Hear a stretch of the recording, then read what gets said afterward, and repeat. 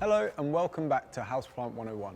Today I'll be showing you how to repot a plant that has outgrown its container.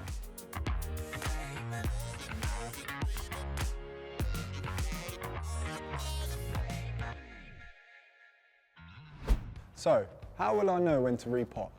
Your best giveaway is when the roots are coming out the bottom of the pot. This is what we call pot bound. So a few things that I need in order to repot. Firstly, I need is my container, which is no more than 2 inches bigger than its current pot. And next, you'll need your compost. So I've got a mix of multi-purpose peat-free compost with added perlite for drainage.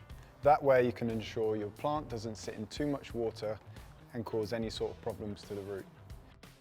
First of all, we need to remove our plant from its pot. Check over the roots and slightly loosen them and break away any old soil. Now, I need to offer up my plant in its new pot. So that shows me I need a layer at the bottom. So we add in our first layer. The first layer of compost should bring your plant to the right height to sit in the pot. So I've got my first layer of compost. Now I'd want to backfill around the sides. As I'm backfilling, I'm just pressing down around the root ball to make sure your plant's in sturdy.